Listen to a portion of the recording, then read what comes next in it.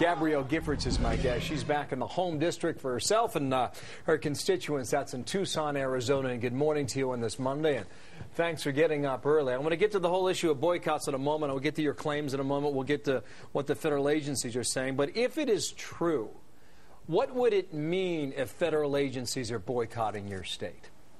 Well, a boycott is absolutely misguided. It's ill-conceived. And it hurts the very people that we all say that we want to be helping, middle-class American families.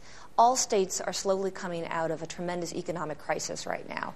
And anything that hurts the state of Arizona, a boycott from a city, from a state, from the federal government, private sector, public sector, I'm going to fight back against. So your issue is economics then? It's a business perspective here. Has nothing to do with politics. You know, the reality is tourism is one of Arizona's top industries. And I look at the people that are really struggling out there, and it's wrong that any group's going to go after us in that way. Okay, now this has gone back and forth, whether it's in Arizona or Washington, D.C., and we'll get to the claims here now. You allege 2 federal agencies are moving their conferences out of Arizona, and you say you can back up your claim. They disagree, by the way. We'll get that in a moment. What is your claim and evidence? Well, we're working with the Arizona Hotel and Lodging Association very closely after SB 1070 passed and the boycott was called for. So my office is reaching out to any group that's talking about boycotting or is boycotting Arizona and just giving them the facts that is absolutely wrong. Now, meetings were planned by the federal government and they were canceled, and the reason given was because of the immigration law. The Department of Homeland Security and the Department of Education, you're saying both of them already have canceled events in your state. Border Patrol denies this claim, says it's not true. Now, are they right or are you right? Well, again, we have very good information that meetings were planned and meetings were canceled. And the reality is that there's a lot of frustration in Arizona around immigration, hence why SB 1070 passed. In my border district, the Tucson sector, we had over 240,000 apprehensions last year of illegal immigrants, over 1 million pounds of marijuana. So we really need to focus on the problem. We really need to get down to business. And we have John Brennan coming to Southern Arizona today to talk about the National Guard and the $500 million coming from the federal government as part of a plan that we called for to really do a better job. It's a very important point, and we have gone over that repeatedly in different segments on this show, in fact. But I wanted to talk about your claims about the federal government because this is a big deal if it's true.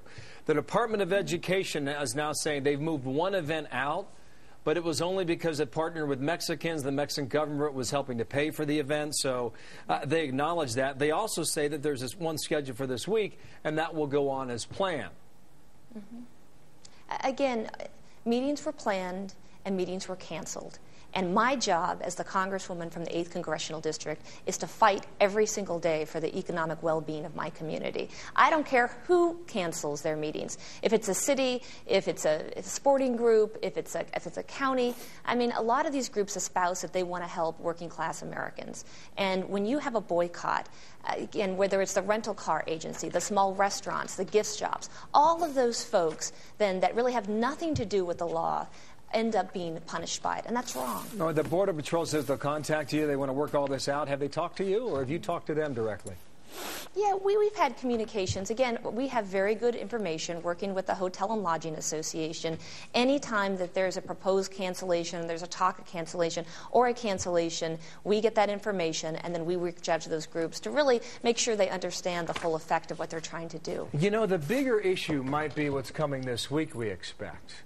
And that is when the Obama administration challenges the immigration Arizona law.